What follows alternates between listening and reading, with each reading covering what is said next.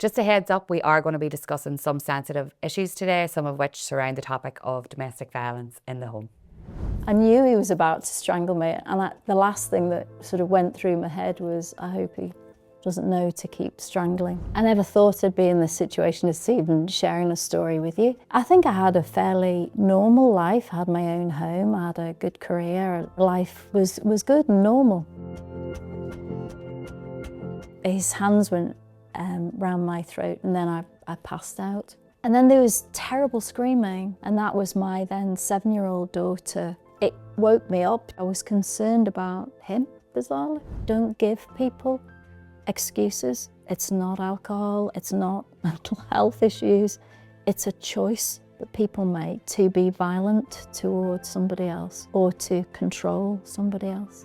You know, if I was happy, I learned that that would be a kind of a frightening position to be in, because how dare I be happier than him? The red flags, because there's people listening that are maybe getting those flags at the minute and are not seeing it as an abuse of sort or anything that could escalate. Any advice for them people that are listening about those red flags that you're thinking now, I should have been more aware of? It's the same sort of journey for many, many, many women. Do you know my man? Do you know my partner? Because it's the same story, the same abuse that's there. Will today be okay?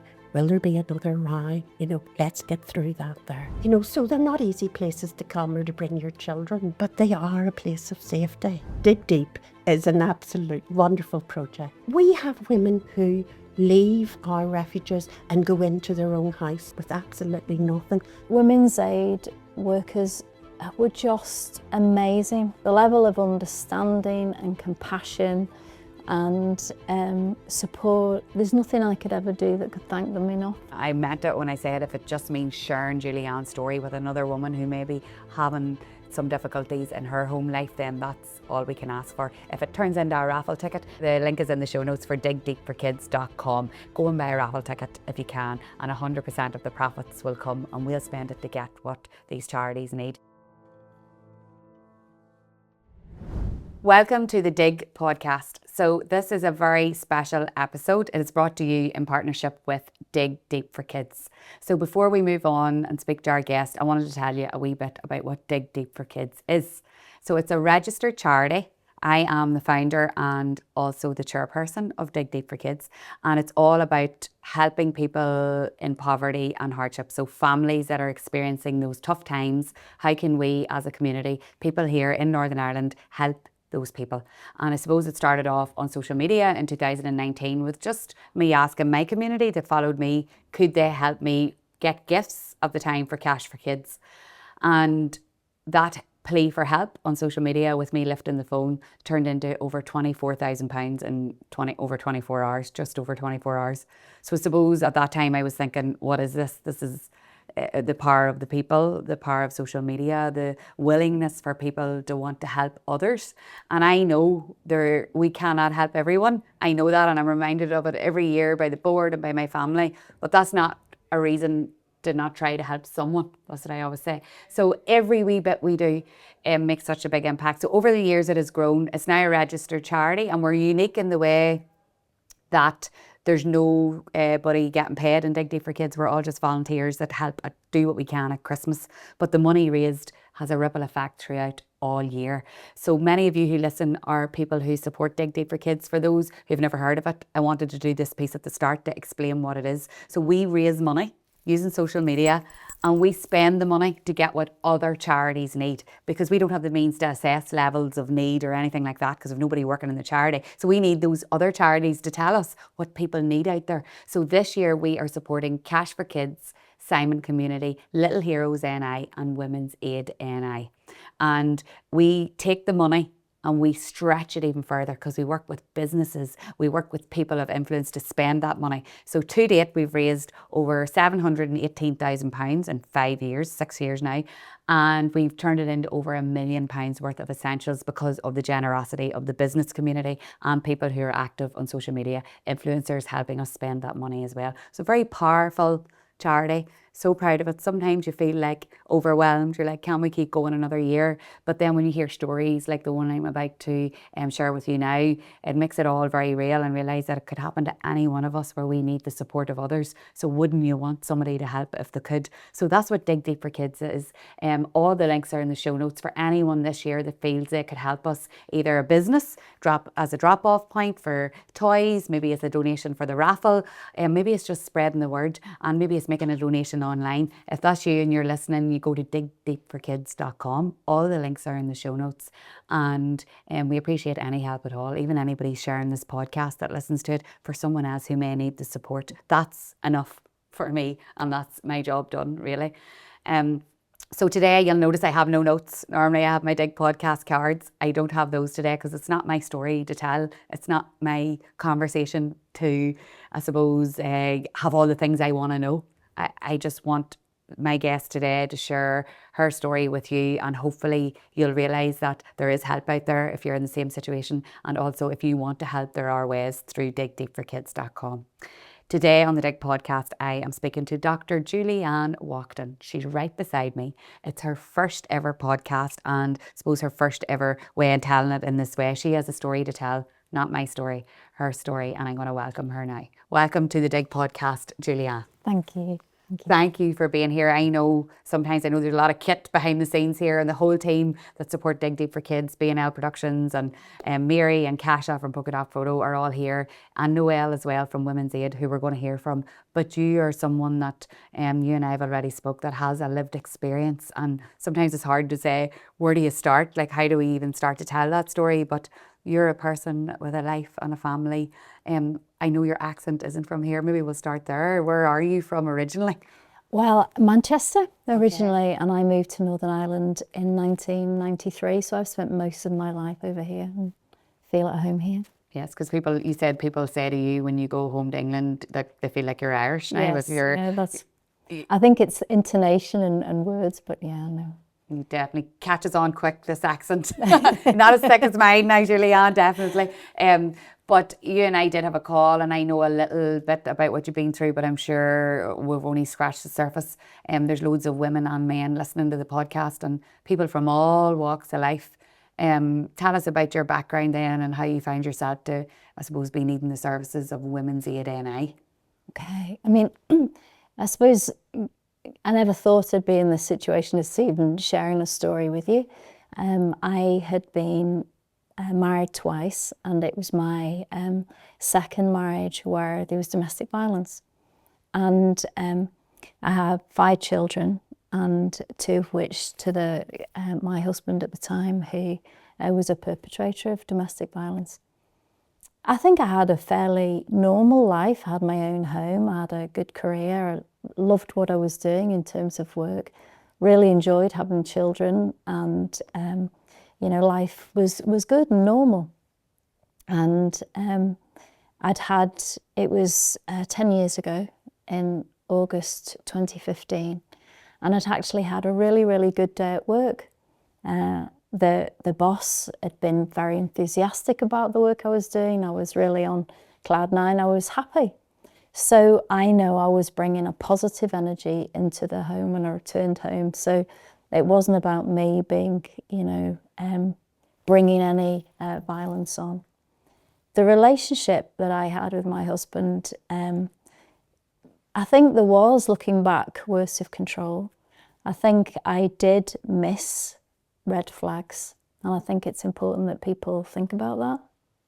And but I think what was a little bit unusual in my case was that it sort of went from 0 to 1,000,000 miles an hour really, really quickly. And I don't think I ever necessarily thought I could have predicted that. So essentially I was really happy. I drove home. I got home exactly at the time I said I would get home. He was making dinner. The older children were away with their dad, and they were just the younger 2 children. And it was a little bit unusual when I walked into the house because the kids weren't doing the things that they normally do. Our youngest child was very disabled, and actually he was outside in the garden alone, which was odd. And the older child, who was 7 at the time, was watching television, which equally was odd because she wasn't really a television watcher. But anyway, I went into the house and I found him in the kitchen, stirring dinner, and he was very, very dark, and I was very chipper. I was saying, well, you know, where's my hug? How are you? Did you have a good day? And actually, you know, the energy was very, very negative. And I think what then happened was started to stage an argument. And so it was almost, looking back, I do feel that some of it was kind of premeditated. But anyway, sort of staging an argument, and I said, oh, I'm not going to, you know, get upset. I'm going to get changed. I actually said, I'm going to decorate the hall tonight. And I'd had a really lovely dress on, and I thought, you know, I'll just go and get changed. So I was being pursued, and, you know, accusations and various things were being shouted at me, and I just said, I'm not going to argue, you know, I'm going to get changed. And so I put on painting duds, leggings, t-shirt that was covered in paint and dry, but you know, painting duds. Went back downstairs, and he was still sort of arguing and almost staging an argument. As I walked past my daughter, I raised my eyes, and she did the same.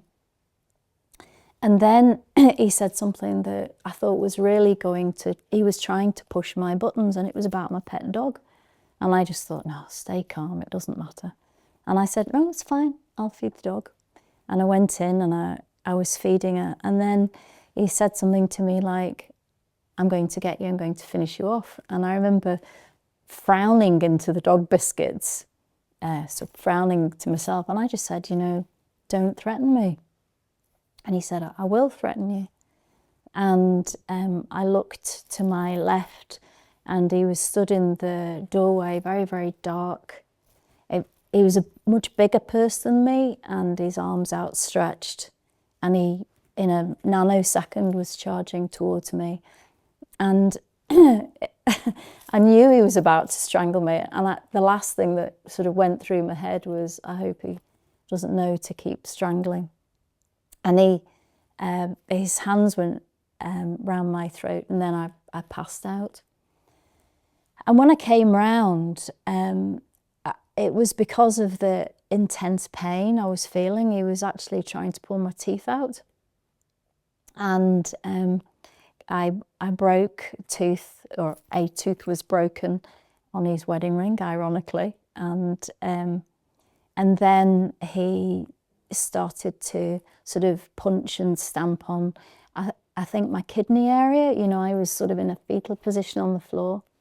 And I remember sort of saying quietly, you know, please stop. And that was almost like a red rag to a bull, because he didn't. It's like he redoubled his energy, and he picked me up in from underneath my arms and sort of slammed me down into sort of a crouching position.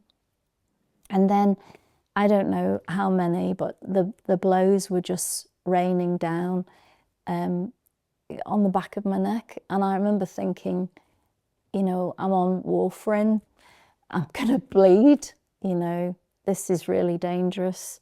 Then I was thinking, he's trying to break my neck.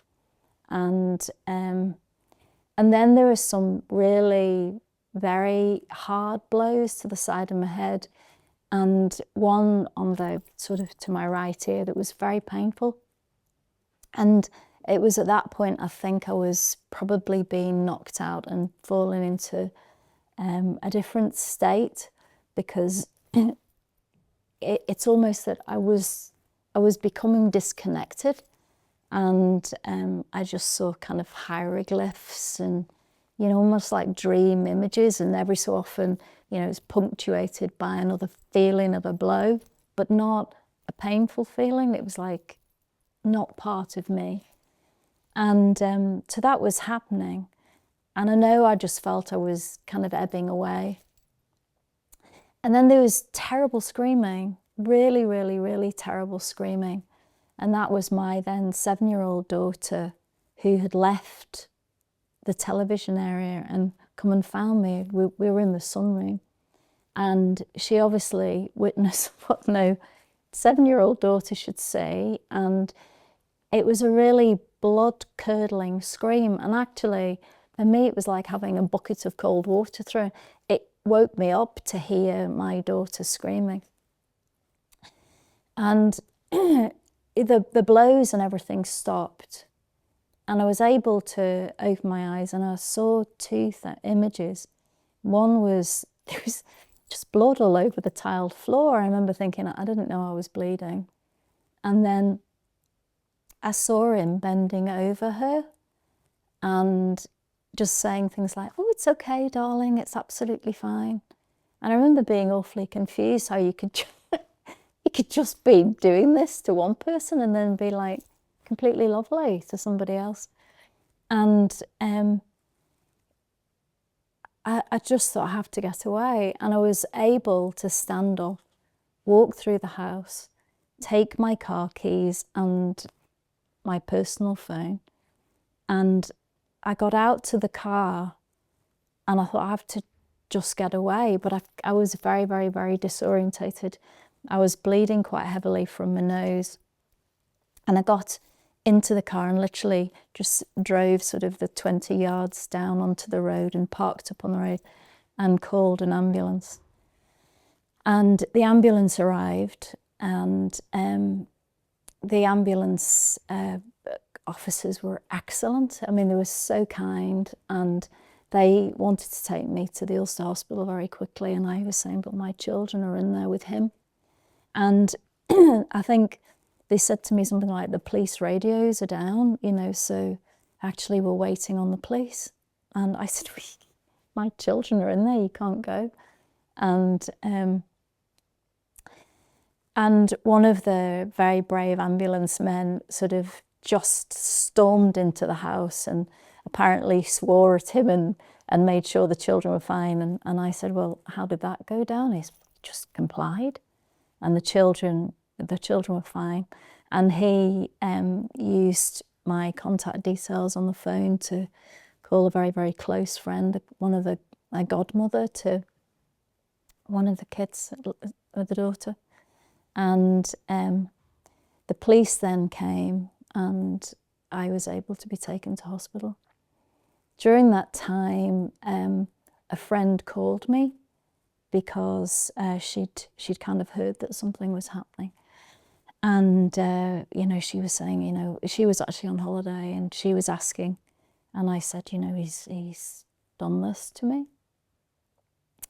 And she rallied a good friend of hers to meet me at the Ulster, you know, to spend time with me. And actually that, you know, person that you know, like, I don't know whether she'll ever know just how impactful and special she was actually there being with me. And she didn't actually have to say very much, but actually the presence of a good person was really important.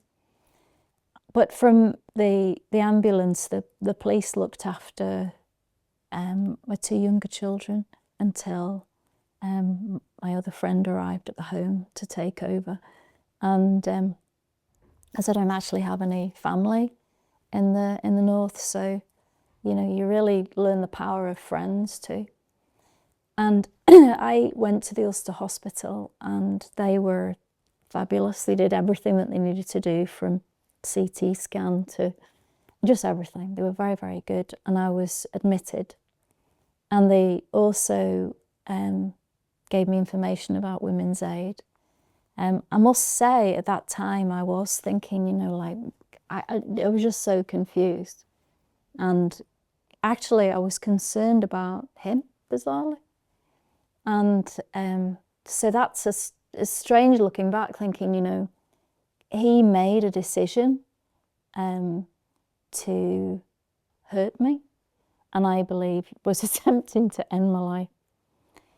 You said on the phone to me that you said to the policeman at the time in the hospital, and I was thinking maybe this is how other people in the situation might be too.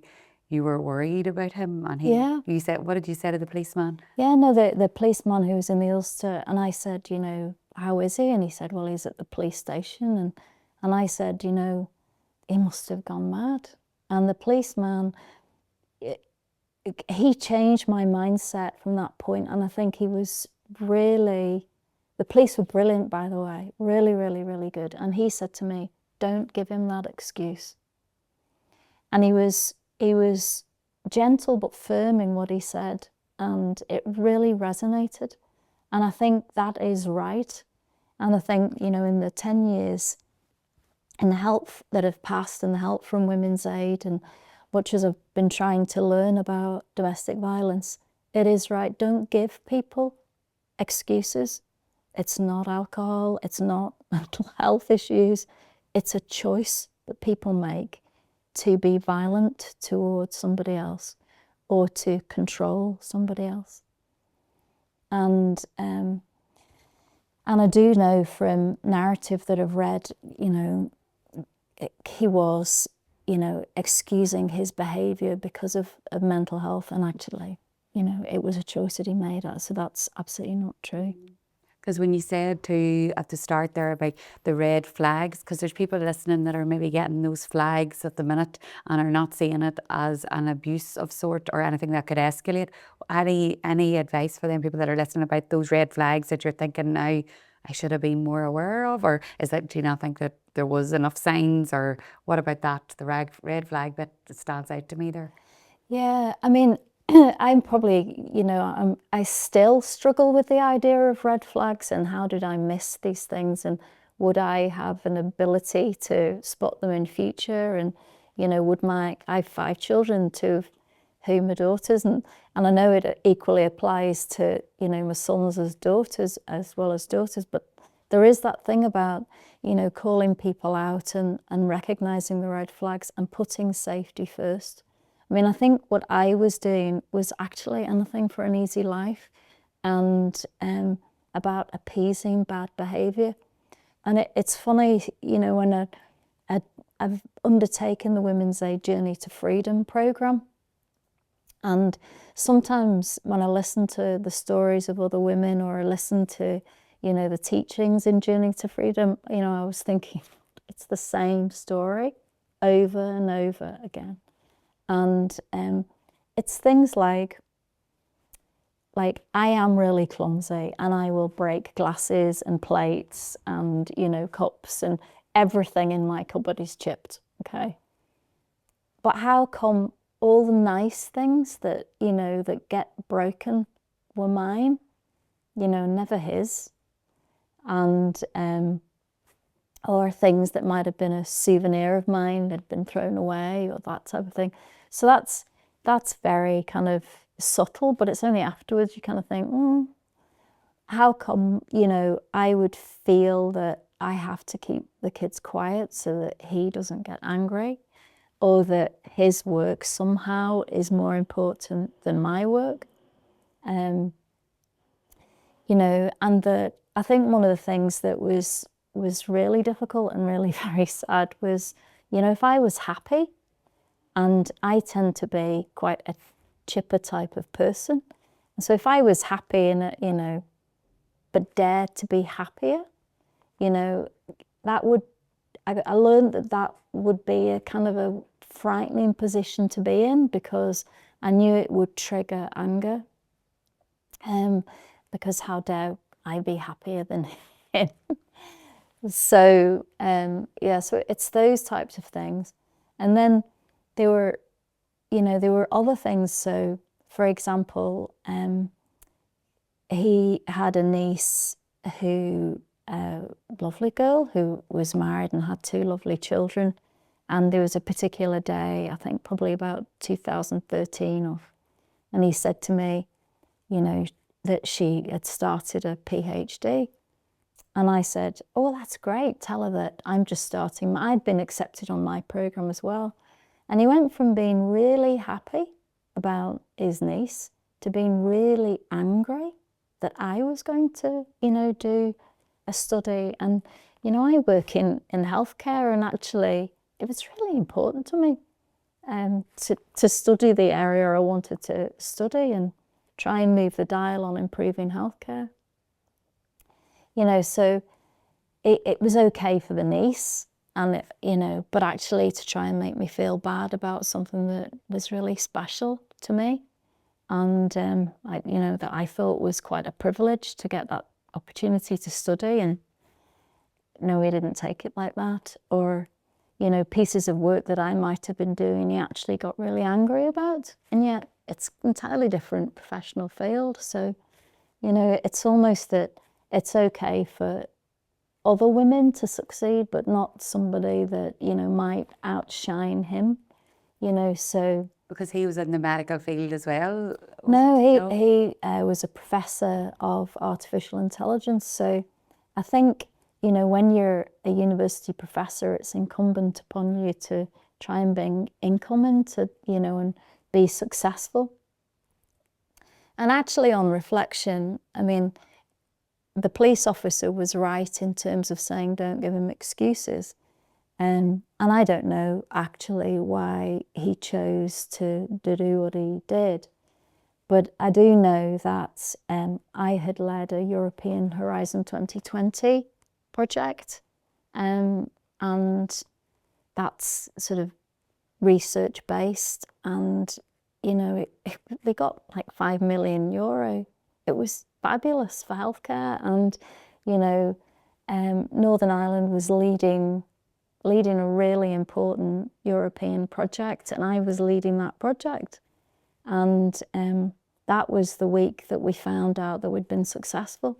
In fact, I was lying in a hospital bed when my work phone went nuts, because people from Italy and all across Europe and who were just saying, we've got it, you know, and so many people were so happy. And that week, I subsequently learned that the 3 proposals he was part of, one of which I think he was leading, had failed. So I kind of think, you know, was professional jealousy, because I wouldn't have known at that stage that all 3 of his opportunities, he would have had a Dear John letter or email.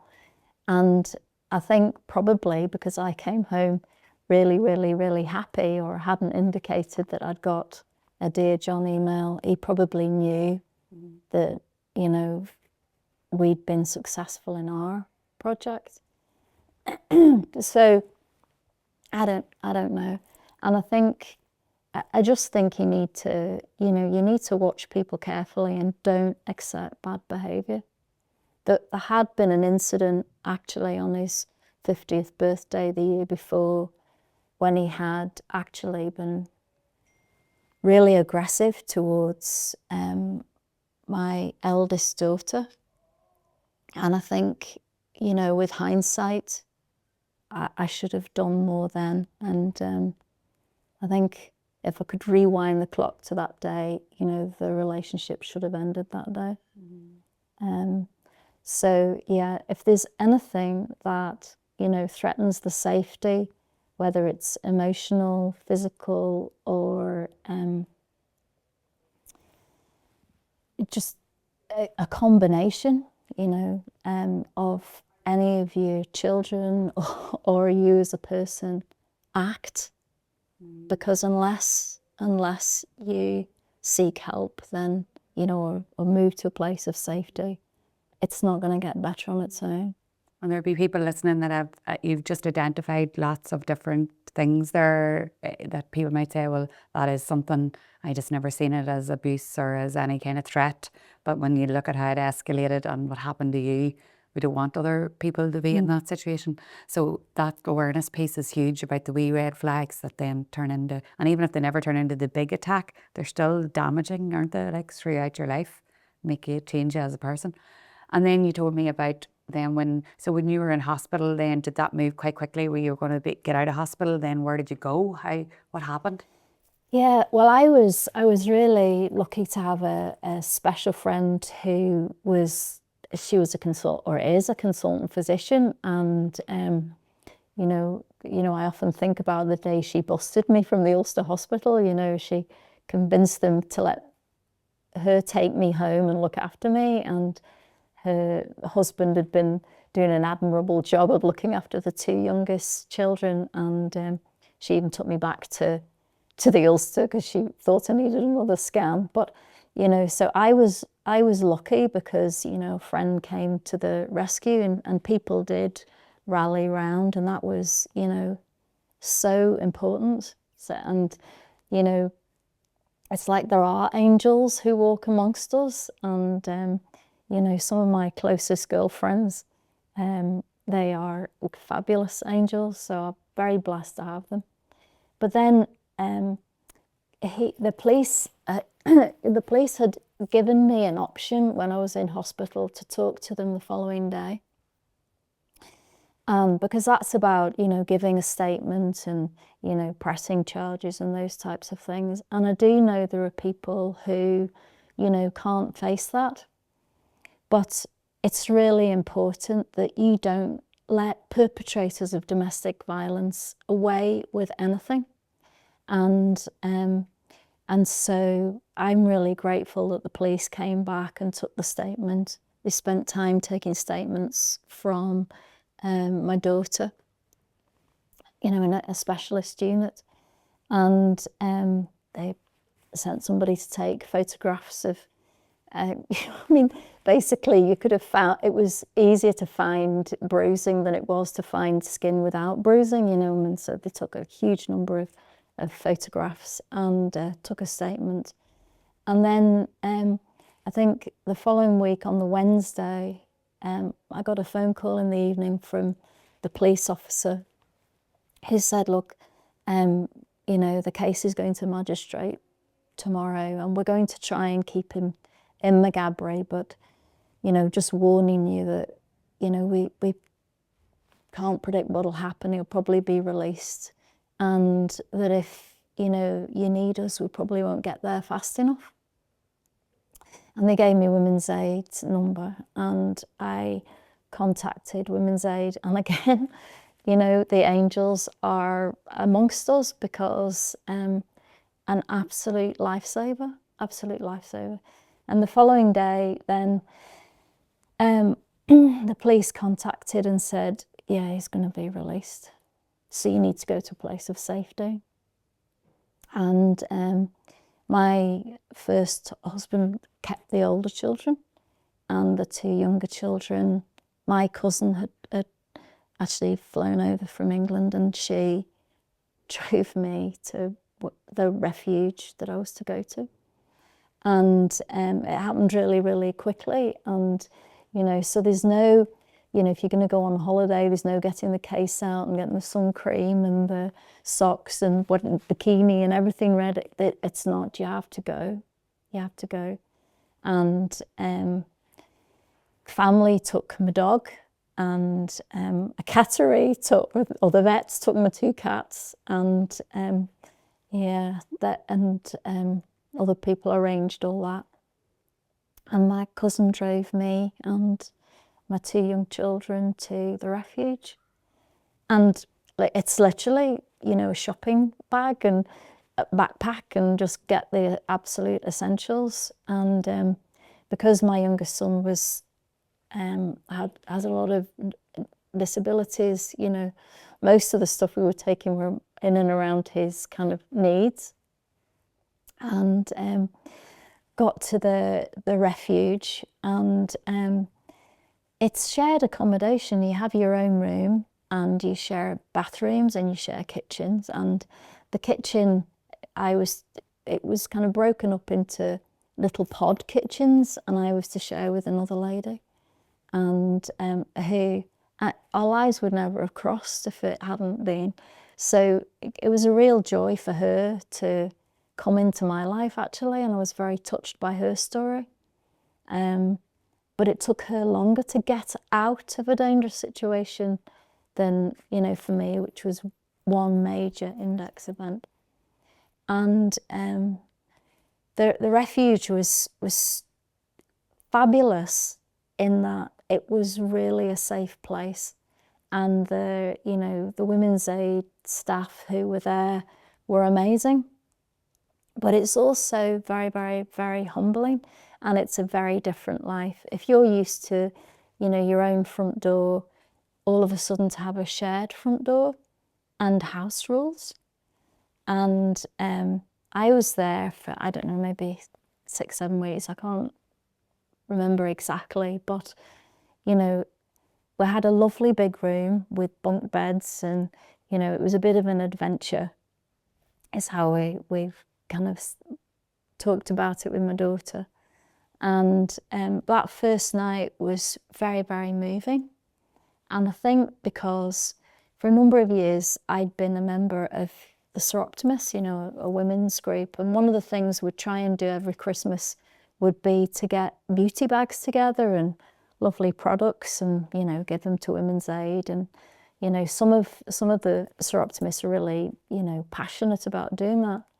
And I remember that first evening going to the corner of the room, and there was a lovely basket, and it had towels and flannels and toothbrushes and toothpaste and soap and shampoo and all those things that you take for granted. And really nice things too, and actually perfume. And I stood there and I cried, because I never thought when I'd be collecting these things that, you know, that actually there's a real person who's receiving them. And you just don't know that one day that might actually be you. So if you have an opportunity to give things to Women's Aid, however small, if it ends up in a basket, and it's really appreciated. And then I think the other moving moment was actually being given a few bags of food. And I hadn't thought about that when I was leaving the house. I was thinking about my son's liquid feeds. I hadn't actually thought about what we were going to eat. So, you know, we'd been given essentially some supplies from a food bank to get us started. And then we had the shared kitchen. And I know I got in trouble actually with the officers for not locking my cupboards. And I'd said, well, if somebody needs to take a piece of food, they need it more than I do. So, and then it caused a bit of a rebellion, and none of us were locking our cupboards. So yeah, so that's funny when you get in trouble for something like that. But I mean, in a light-hearted way, in a light-hearted way. So, but it's very humbling to, you know, to find yourself just, you know, almost just zapped up, you know, and put into another environment. It's very disorientating. But the Women's Aid workers were just amazing. They were there to pick up the pieces. The level of understanding and compassion and support, there's nothing I could ever do that could thank them enough, seriously. Whether it's, you know, taking my children for art sessions and starting that decompression, because obviously they had suffered a huge amount of trauma, and doing the helping hands and the programs they had for the children, that was really, really, really important. I mean, my daughter ended up being a patient in, you know, the Belfast Trauma Centre. But actually, I think the early work that Women's Aid, you know, did with her was just completely invaluable. And it was a good experience for her. She doesn't really talk about it now, but the odd occasion that our experience in the refuge, when it comes up, it's a happy time. It's not a time that we would have chosen, but it was a happy experience. And then, you know, their support for me and rebuilding my life was really important. And I suppose one of the things that really does concern me, I mean, I don't know about the finances in the charity, but so often, you know, you hear about Stormont and politicians or organisations reducing funding to Women's Aid. No, absolutely not. It should not happen. You know, really, the charity is absolutely essential. It could happen to any of us. And I was very privileged also to meet women who, for one reason or other, really, and their families, needed to be in a safe space. And also, you know, even if they didn't go into refuge, actually really needing that journey to freedom and the other programs and the safety of, you know, being validated, being educated, being supported. And I think one of the really lovely elements of the journey to freedom is that as that program develops over time and new women would come in, you could see, and at one stage you were the new kid on the block, and you know, you'd look at women who were about to fall off the end of the conveyor belt and you'd think, oh my God, they're so amazing. How have they reached this level of understanding? And so it's not only, you know, the staff and Women's Aid who give you the tools to reframe and develop and to heal and to truly become a survivor of domestic violence, but actually they empower a network of women to do that. And yeah, seriously, I'm so grateful to them. And we have Women's Aid are going to join us in a wee minute. Noelle's going to join us. How then, what did life look like when it was time to leave the shelter? How did things unfold? Because I know you talked about your fight for justice and, you know, all of that as well. I don't know if you want to share any about your journey after you left Women's Aid, Julie-Ann. What did it look like for you and your family? Yeah, so we eventually went home. Actually, we went home we did it actually on my daughter's 8th birthday. And so it was to be, we planned it as a day of celebration. And the trouble is, when a place of safety, which is your own home, becomes a place where you nearly died, you know, like the whole psychology of home changes. And yeah, so it's a really mixed feeling. So, you know, like even the location within the house of certain areas, like, you know, the area I was being bludgeoned in, you know, actually it's very triggering to go there. But actually to try and create a better energy and to, you know, bring the light back into the house, a lot of friends were trying to help, and I'm grateful for that. But then, of course, you get into the journey, which is the legal system. And I know our politicians and various campaigners have done a lot of work to try and move the dial and improving that system. But to be completely honest, you know, improvement is continual and it has to continue to happen. And I know when I hear stories from women who are experiencing the system today, you know, there's more work needs to be done. I mean, people cannot sit on their hands. My experience of the police in 2015, particularly the domestic violence team, was fabulous. Really, really, really good. My experience of the prosecution service was varied. And for example, I know that he was arrested on attempted murder, and then the charges were grievous bodily harm. And what I couldn't understand is why you don't have a basic algorithm for deciding on what a crime might be. And I remember talking to a prosecutor saying, why have you stepped it down to assault occasioning, you know, or ABH?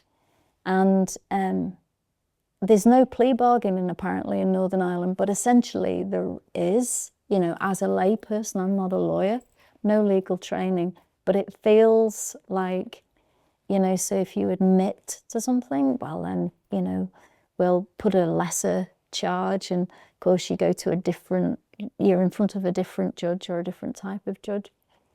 So, you know, the punishment that you could get would be different. And I remember saying to the prosecutor, I don't understand why you've done that. And they said, well, it's to guarantee a prosecution. And I said, well, how much evidence do you need? You know, you can't make up bruises and broken teeth and a broken nose and a staved thumb. And, you know, you can't make that up. You can't do it to yourself. You know, and he had admitted, you know, that it assaulted me. And they said, well, it's to make sure you get a conviction. I said, well, if you go onto the Crown prosecution website in England, attempted strangulation at that time was automatic GBH. It was there as an algorithm in black and white. You don't have that on your website. And I think it's only now, a decade on, where, you know, actually non-fatal strangulation is finally being recognised as a terrible, terrible crime. It is horrendous. And, you know, there are lasting scars from that. You know, even if, you know, a young toddler or a child, you know, goes to put the hands around your neck, well, it's really triggering, and there's no intent there. You know, so I found the legal process very difficult. And then, of course, whilst he had admitted a crime, he disputed the level of what he'd done. So, for example, I think he maybe said something like, I'd only hit her 5 times. Well, quite frankly, I wasn't counting. I couldn't tell you how many times I was hit, but it was certainly more than just 5 only, a small number of blows. So then, when the sort of prosecution and the hearings were progressing, there had to be a special hearing to look at the evidence, to make a determination just to the extent of the crime. And dentists and consultant haematologists and various other people went to that and gave evidence. And the gravity of the crime was articulated, and the judgment was that he, you know, on balance, I was telling the truth, and that the crime that we said had been perpetrated was perpetrated. And then came to sentencing, and he was given a prison sentence, which was a relief. But then you're thrown into a completely different world that, again, not having any legal training, was all new to me. And that was a process of, well, if you appeal, you can just walk away. You can just walk away from court that day. And he appealed. And so it goes then to a higher court. And the experience of the higher court was equally horrible. And I think, you know, it felt like the courts were really set up just so the judges could execute their caseload for the day efficiently. And it felt like, you know, that those things that were important to victims of crime were an oversight. If it hadn't been that Women's Aid had been there walking the journey with me and having a special room, going to, you know, the nth degree to try and bring me in through a back door, I would have had to have walked past him or to have sat in the same area as him. So they stayed, Women's Aid stayed with you through that whole journey? Yeah. I mean, it's a massive journey, and the time commitment, and there were never any complaints. There were always smiling faces and packets of biscuits, and, you know, the level of, you know, soulful support. It's, you know, I have not met one woman who works in Women's Aid who, you know, didn't go the extra mile. They seriously did, you know. I mean, just honestly, I have so much respect for every single one of them. And I just think I wouldn't have reached this point. I wouldn't have, you know, realised that I've been given so many gifts and that, you know, so honestly, Women's Aid are amazing. They on every single one of them, and they go to court with you and go through the entire process. And we were in the court in Downpatrick, and my solicitor, who was dealing with my divorce, because of course, absolutely, of course, I'm never going near this perpetrator again. And I think that's another message that, you know, women really think about it. You know, when the police officer said to me, "You go near him again, you know, and you're dead," well, that kind of sinks in fairly quickly. And so there was no question in my mind that the right thing to do was to absolutely stop this relationship. But the solicitor came with me to court, the criminal court, and she was doing it from the goodness of her own heart. She wasn't making any contribution. She wasn't charging for it. She just wanted to be with me. And at one point she actually said, "I never appreciated there was so much hanging about." You know, and she really felt it, you know.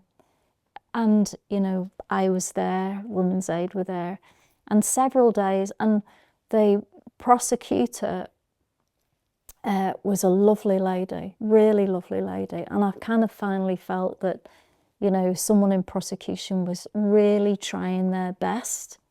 And but it actually felt like the judge just didn't actually really want to hear the case.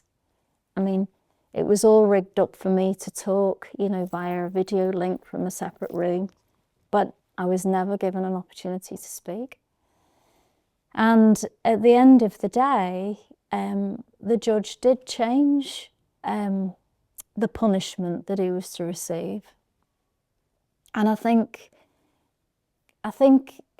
it may well have been in his mind the right decision, but for me it wasn't, because what I heard, and I keep in plays, is that the judge recognised that he makes a contribution, or made a contribution to world science, and that if he was sent to prison he'd probably lose his tenure as a professor.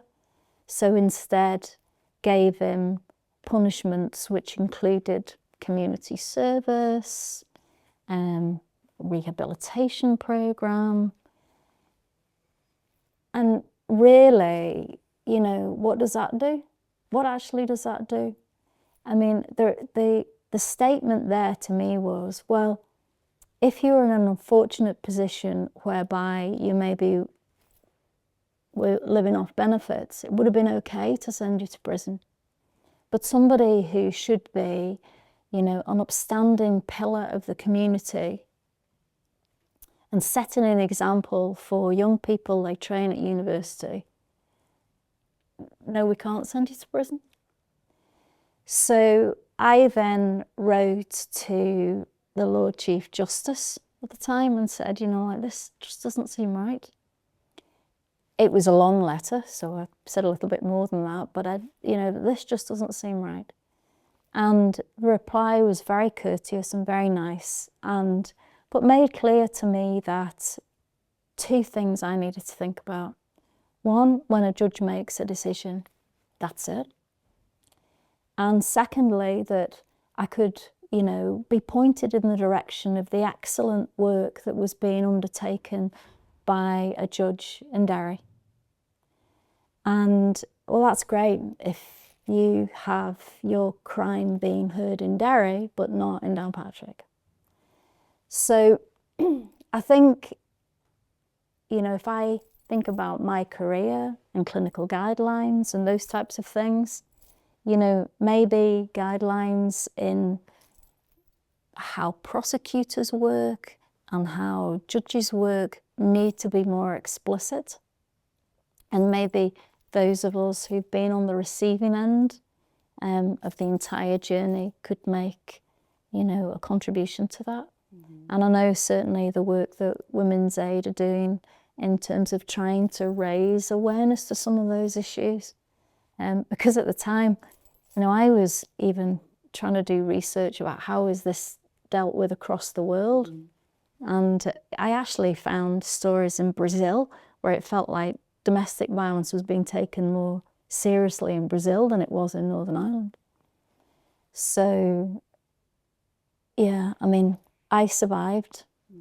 And I'm really, really grateful for all the gifts that everyone had given to me. And for the women that are listening, that maybe listen to that story, I know that you don't want them to then not go through that process because they're afraid of the outcome, because things are thankfully changing. The dial's moving. The dial's moving, because that can't be a reason not to come forward. You're sharing your story and we need to hear that. I hope there's people listening in those systems that can make changes too, but we still need women to not let it get so far where they maybe need to be in a position like yours, or where that happens. So shocking. I know when you told me on the phone, I couldn't believe that, the perpetrator didn't actually go to prison for, what happened to you. But for you to be here telling it now is unbelievable. Do you feel safe now? Do you feel safe in your life now, 10 years on? Yeah. I mean, I do feel safe. And I know that I've learned a huge amount about, what people are actually capable of, and who to put trust in, and so and the way I lived changed as well, very much so. And I mean, the police, were really helpful in that. If anyone comes to the house, they'll say, "My God, it's like, you've got cameras up." Well, yeah, the police recommended that, and I've just not taken them down.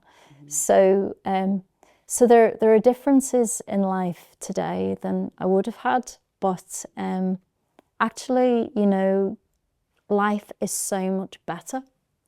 And, in one sense, I've reframed the whole thing as actually just one major life gift, because there's so many people I have met and who've touched my life that it's been a real privilege, particularly the, women's aid.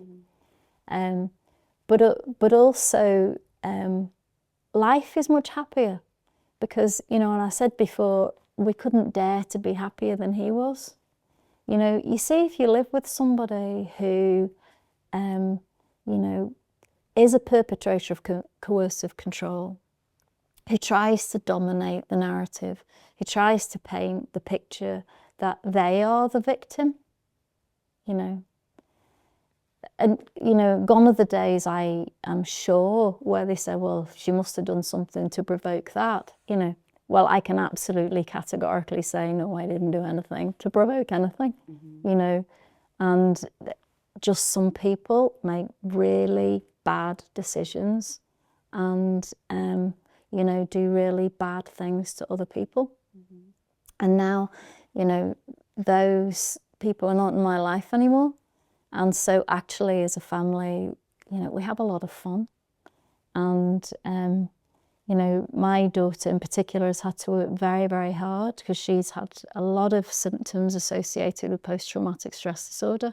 And again, services have scooped her up, put their arms around her, and, help unpack those issues and then repack them. And she's a powerful girl.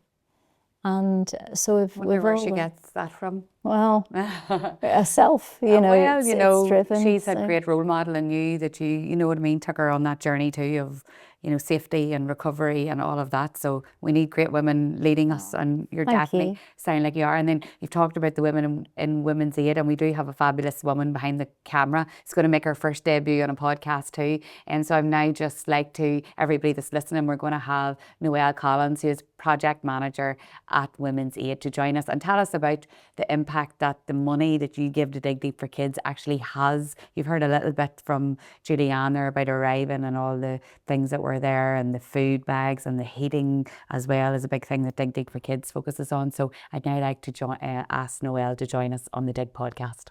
Noelle, thank you for joining us on the Digg podcast. First time podcasting, so no pressure. Absolutely. You do great work at Women's Aid. Tell us about where you work, how long you've worked there, and what you do to help women like Julie-Ann. Well, first of all, can I say Julie-Ann was a fabulous ambassador for Women's Aid. Absolutely. And the journey that she has came, she's so brave just even to talk about that. But it's the same sort of journey for many, many, many women. And that story, not with the detail, but I have heard that process so many times. And you highlighted, Julie-Ann, our Journey to Freedom programs, which are fabulous. And we have so many women on those. And they almost say, it was like the light was switched on. And when I looked around the room, I thought, do you know my man? Do you know my partner? Because it's the same story, the same abuse that's there. I think, in society, there's a lot of victim blaming, Caroline. I think there's times when people judge women for not leaving. People judge them for not protecting their children. And until you understand what domestic violence is, it is a very complex, and it's a process. Domestic violence just doesn't happen overnight. It is a process that takes a long time. So it takes a long time to fix that as well. But women are looking for the next 5 minutes. They're thinking, am I going to be safe? Is a row going to be happening here? They're not thinking about, particularly at this time of year, they're not thinking about Christmas. They're not thinking about, how am I going to get toys for my children? How is everything all going to be right? It's like, will today be okay? Will there be another row? Let's get through that there. And that's how women live on a constant basis. So we do have lots of women who do come through our refuge, and I have to say it is one of the bravest things women can do. I don't know if I can do it. And all refuges are different. In Belfast, we have some that have ensuite, but, we have other ones that don't, so they're not easy places to come or to bring your children, but they are a place of safety. And it's that safety that you feel women, it's wrapped around them and they just relax and they are themselves and their children are themselves. But like all of us mothers, we want to provide the best for our children. And so in Women's Aid, we try to be Santa. We try to be, give women as much responsibility as mothers. It's not about Women's Aid coming in and doing this here. It's about women empowering them to help their own children. So Digg Deep is an absolute wonderful, wonderful project. And I remember last year, and I have to just talk about pots and pans. Oh, yes. We got so many pots and pans. You did. I thought, what are we going to do with all these pots and pans? But we have women who leave our refuges and go into their own house, or not even be rented accommodation with absolutely nothing. Do you know those pots and pans went down a treat? Absolutely fabulous. All of the products that we got from you last year, it was just wonderful to be able to give those to women and children to make a difference in their lives, and it did. I managed the project. One of our projects is that we support adult female victims of modern slavery and human trafficking in Northern Ireland. And we got some cosmetics from yourself. You did? And one of the workers gave it to a woman, and she actually said, and she cried, and she said, it's the first time in my life I've ever been given a Christmas present. Oh my God. You just can't imagine how something so small impacted in that woman's life. I think it was, you said downstairs when we had our large breakfast, it was a Bellamianta set. Yes. So I know Linda and the team Bellamianta delivered like a truckload of cosmetic, like tan and self-care products. And then to hear a woman actually say that she received that into her hands. Absolutely amazing. Oh. It was just fabulous. And so the difference that the kindness of others can make, people should really understand that, because we're very privileged to see that exchange to the end product, and people who give probably don't. No. But I just want everyone to know that it's really, really beneficial to those women and children. I know, and look, Digg Deep for Kids does what we can. We can't help everyone, but when we work closely with you, we know that you're telling us exactly what you need. So that's like, we heard from Sarah, we need pots and pans for the people being rehoused. rehoused. We need the self-care products for people like Julie-Ann coming that don't have the nice things that they need to look after themselves. So we use the money that people are listening, that you guys give the listener, to buy these things for Women's Aid and for Cash for Kids and Simon Community and Little Heroes as well. You've worked there how many years, Noelle? Over 40. Oh my God, what a woman. First joined Women's Aid, Belfast Women's Aid. There were only 3 of us. Wow. And now Belfast and Lisburn Women's Aid, we have over 100 staff. Wow. So there's been a lot of changes, a lot of development. Yeah. And many of the regional groups actually weren't there at the time. But, you know, we've grown and it's unfortunate. I mean, I didn't think I'd work there over 40 years. I thought I was going to go in and fix it. There'd be no more domestic violence. And then you move on. So it's not a job that I think that you know, it's great that I'm still there, because I would love to not to be there. I know. You know, but I think the services that we have developed and some of the issues that Julie-Ann mentioned, we have been able to challenge, and I think that has been really, really good work from Women's Aid. You've worked there for so long, and I know sometimes it can get overwhelming. Like you said, there's always someone to help, and you're never going to get that where there's no one. That's the way sometimes we feel with Digg Deep for Kids, Noelle, because people will say, and our board will say to us, and my husband will say to me continually, like, you can't help everybody. But when you hear those special moments of even one person, why wouldn't we? So this year, Digg Deep for Kids is pledging our support to Women's Aid and all the other charities that we've mentioned as well. So I know you've seen the big camper van rolling in from McKinney's. So for people who are listening, and for you too, because I know you've been through into this whirlwind of Digg Deep for Kids this morning with our launch that just happened. We're having a big massive raffle, right? McKinney's are hosting it. They're giving £10,000 to kick off the campaign. They're going to raffle the camper and give us all the profits, as well as all the businesses. Apex Auto Sales are giving a car, and we've got a host of businesses that are giving like widescreen TVs and holidays and all this. So we're going to raise lots of money, but the beauty is we'll work with businesses, people in the community, to turn it into what you all need. So Little Heroes NI need equipment for the Royal Victoria Hospital. How sad is that we need equipment to look after our children? Women's Aid need all the things in the shelters. They need things for people being rehoused. Cash for Kids need the gifts for people who are actually part of Women's Aid too, that use Cash for Kids. It's like a big circle. And then the Simon Community are people like Julie-Ann that possibly didn't have anywhere to go, and they're then find themselves in a place of homelessness. So it's like a circle, holistic. I'm an occupational therapist at the start years ago, so it's always looking at things holistically. So that's what we're planning to do this year to help you guys. I hope that the listener, I suppose, even if it's just sharing Julie-Ann's story to help another woman that may be going through that, Julie-Ann, that's all we can hope for today. If it turns into a raffle ticket too, absolutely unreal. If it doesn't, some people are not in a position to just raise awareness, like you said, Noelle, about, you know, what goes on and the support that people need, then that's what we're hoping for today. I want to thank you for being my guests on the Digg podcast. Thank you. Not easy to share that story, but you did it so compassionately, and I suppose with great humility as well, like you talked about, and hopefully help other women, Julie-Ann, and men listening too, that need to know all the signs as well that goes on in a home that maybe isn't the right behaviour. I said that to you earlier. My first time, I think, ever doing mine without notes, and we don't need notes when you're talking from the heart, right? Thank you for everything that Women's Aid do. We hope that Digg Deep for Kids community and the Digg podcast can do as much as we can this Christmas and all year for everybody that needs it. And thank you. Thank you so much. So thank you for listening. I did a roundup there about how you can help us, and I meant it when I said if it just means sharing Julie-Ann's story with another woman who may be having some difficulties in her home life, then that's all we can ask for. If it turns into a raffle ticket, then the show notes, the link is in the show notes for digdeepforkids.com. Go and buy a raffle ticket if you can, and 100% of the profits will come, and we'll spend it to get what these charities need. And also, if you're a business listening and you think, you know what, I want to help in some way, help buy a piece of machinery for Little Heroes, help kid out a Women's Aid shelter with whatever they need, I'd love to talk to you. So the board. So you know how to get in touch with me. You know I'm everywhere on social media. Digg Podcast, Digg Mama, Digg for Success, and just reach out, and you know, it's wee bits that all make the difference. Thank you so much for listening.